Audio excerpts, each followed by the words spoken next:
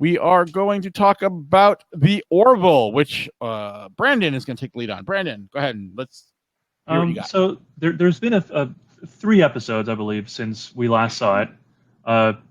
The first in order of which was probably the silliest episode actually that they've done so far. They are, they're explorers, and they find a planet that's very similar to Earth. It essentially has humans, or at least they look like a human.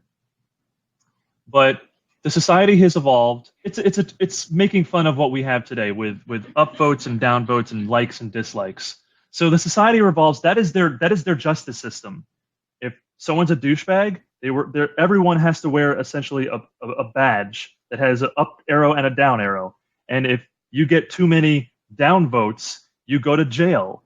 And then there's like a TV thing. Oh my God. Where they're like, oh, well, here's what happened, and people, of course, recorded it with their phone, and here's what happened. Here's what he did. This guy was fake humping a statue. Let's see if he gets to 1 million. Not just any statue. Yeah, it was not just any statue. It was the statue that. So you did see it. I saw it earlier today. Okay, so yeah, it was not just any statue. It was like the person who started the whole thing, or I forget what it was. It was something stupid, and it was a celebrated historical figure. Yeah, but the reason why they celebrate it is stupid. That reminds me. I haven't seen the episode. So he does that, but if someone gets to 1 million downvotes, they get lobotomized. 10 million. You're right, 10 million. If they get to 10 million downvotes, they get lobotomized. That's their justice system. They don't actually have lawyers. It is all by the public's retarded opinion on it. That reminds me of Black Mirror. Have you seen that show? No, I haven't. In the third season, it starts out with like a society that works with social media. Yeah, and that's exactly what this is. And I haven't seen Black Mirror. A lot of people have told me I really, really need to. But this is a social commentary on the use of social media and how it's affecting our lives currently. And I think that's a testament to how good this show is in ways that people weren't expecting. Oh, no, for sure. I mean, I didn't dislike the episode, but it was by far the silliest episode so far. I think, and you're right, it was a very silly episode, but I think the commentary it was making was not. No, it was not. For sure. The point they were trying to get across was very serious. They just did it in a very silly manner. Yeah, and they even made and honestly, it needed to be done in a silly manner because of how it's actually evolving on social media. It is very silly. Yes, and they actually made the one joke about how back on Earth in the 21st century they had a show where people voted on who the best singer was, and the one character says why, and he's like, we don't know. It was a dark time. American Idol. Yeah, and that's how I feel that way right now. I think it is a dark time for television and that kind of stuff. But it was an interesting commentary on social media, which is why I really like the show. I think the show is outdoing any expectation anyone had for it. The next 2 episodes I actually really enjoyed. The one after that had to do with the I'm going to take my headset off. So the next episode had to do with the doctor and her children. They're going to go on a vacation to like some like a theme park planet, so to speak. And the kids are being brats and stuff, not wanting to get out of bed, not wanting to get ready and stuff. The real little one's super excited, but the older one didn't really care. And she was expecting one of the pilots of the Orville to go with her and pilot the shuttle to the area. And that didn't happen. It ended up being the robot. And the robot is kind of douchey at first. He's like, oh, I'm better, and your kids are assholes, and you should discipline them more because they're not listening to you. Then they get into an accident. They crash land on a planet. But all the interaction that she gets separated, so I'll say that first. But all the interaction between the robot and the 2 children ends up humanizing the robot more. And I actually really enjoyed that. They end up, all in all, they end up getting back safely and everything. And it was well done, I think. It gave the robot more personality. and he actually sympathizes and actually cared or came to care for the children. The episode after that was very funny, actually. So Ryan, I think if you remember when we mentioned that the captain of the Orville became captain because his wife cheated on him at some point with like a blue alien, and his semen or whatever came out of his forehead. So their mission at the beginning of the episode is to go meet these two races that live on a planet, not this guy's race, just two random races that they're always warring with each other, and they're supposed to mediate. And they found some artifact on the planet, and they want to have an archaeologist come inspect the artifact to determine who the original race on the planet was, because they've had an agreement that whoever the original race was, the other one would leave, and that's who would claim the planet. And neither of them were. No, the archaeologist who comes to inspect the device is the guy she cheated on him with. And so apparently, I mean, I called it out pretty early. I mean, it becomes pretty obvious, but his race puts out some kind of pheromones. So that's number one. That's the reason she cheated, was because he just has these pheromones that come out. And also, he becomes infatuated and sleeps with them too.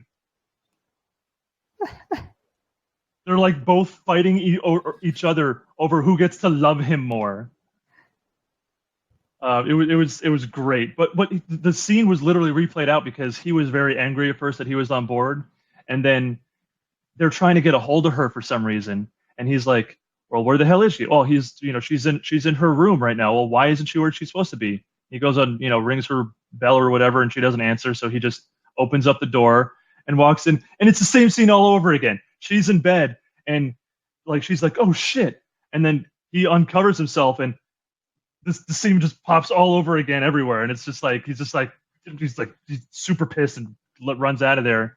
And then when he tries to talk to him about it, he releases the pheromones, and then he's like, "Oh, hey, you're not such a bad guy," And there's like, his co-pilot friend is like, "Are you into him?" He's like, "Not yet."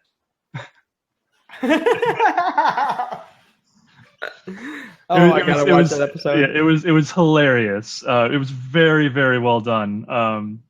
This episode was probably what people were expecting via the trailers of the initial part of the series. I don't think it's actually going to continue like that, because there were actual serious aspects of the episode. But that scenario was hilarious. Jose. All right. But next we're talking about Star Trek Discovery. And I'm going to speed through this a little bit because we've been going for about 2 hours. But now I'm going to take my headset off. All righty. So the last episode that we saw, that we discussed, was actually when the main character, Michael, expressed a father-daughter relationship with Sarek, who is Spock's father, and I had a really big problem with that. And then they gave us a preview where they really insinuated time travel was going to be used heavily in the story, and they were not wrong, but they did it in a way that I did not expect, and I actually really enjoyed. They did what's called a temporal time loop, where they repeated the same amount of time over and over and over. And the story was the villain that they met in the Klingon prison had access to this technology, and he was trying to find a way to take over the ship so he could sell it to the Klingons. And the way he did this was he locked them in a time loop, very much the same way Doctor Strange does at the end of the movie.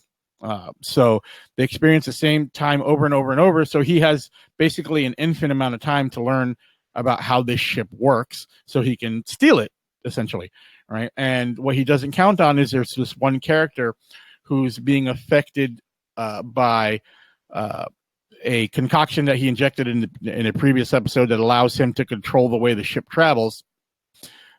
He realizes that they're stuck in a time loop, and he's trying to convince people of what's going on, and they kind of think he's crazy, but he finally gets through to them, and the way the episode works out, they were able to defeat him.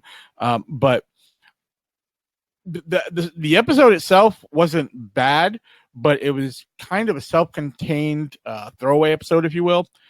But I'm just relieved that they did not use time travel as this Deus Ex Machina, where everything was going to be resolved because of the fact that they were able to travel through time. I did not want to see that. But moving forward, they actually went and they explored another planet because they found a resource that we're going to try to exploit in order to give them advantage in this war. And they found out that the resource or the planet that they were looking to exploit actually does not have or did have intelligent life on it, just not life that they were expecting. And it affects one of the characters in such a way that he's going to try to sabotage the mission to keep the Federation from involving this planet, because they find that this planet is in complete harmony. They are at peace, and he doesn't think that should be disturbed. But not only that, his species is a prey species. So his instincts are to act as prey. He's never known life without fear until he experiences this planet, because this planet is in complete harmony. So it shows some good interaction between the two characters, and the story's done really well. And Star Trek Discovery, I think, is a very solid, very good Star Trek universe, or Star Trek show, I should say. I'm really enjoying it. And then the last episode is actually the mid-season finale, where they encounter they show that one of the admirals has been captured by the Klingons, and one of the Klingon heads of houses actually maneuvers himself into a position where they can torture the admiral for answers. And in doing so, she's able to get herself alone with the admiral and expresses her desire to defect to the Federation, which is something they weren't expecting. So it kind of, it's this whole political aspect of it, which is something I've always liked in Star Trek. The other side of that story is they find a way to detect cloaked Klingon ships using the technology of the spores that they're using to travel through space, and they're able to basically turn the tide against the Klingons in this particular episode. But it also ends in such a way that the person that they're using to control the drive in this ship is no longer able to do so because it's having a negative effect on him. So they don't have this spore drive anymore at this point, right? So you don't know what's going to happen to him. You don't know what's going to happen to the ship. And they're going to make one more jump so that they can go back to their base and, treat this guy and settle all the issues that have been going on. But of course, something goes wrong. So they end up in the middle of this debris field and they don't know where they are. And that's kind of where the episode ends. It's kind of like a cliffhanger. And they're not coming back until January. Overall, I'm really happy with the show. I'm really happy with the direction it took. I'm really happy with the performances. I think the production value of the show is great. I think it is true to form of what I consider classic Star Trek to be. And I'm really looking forward to finding out what's going to happen in the upcoming seasons. So I know that was kind of abbreviated, but like I said, we've been going on for a while. So Brandon, you can put your headphones back on now. Let's see if he sees us. Yeah. Hey, there you go. So I kind of did my little recap of what's going on so far with Discovery, and we were going to talk about The Gifted and Inhumans, but we just, life happens. So we didn't have time to catch up on those, but we will be getting to those in our upcoming episodes.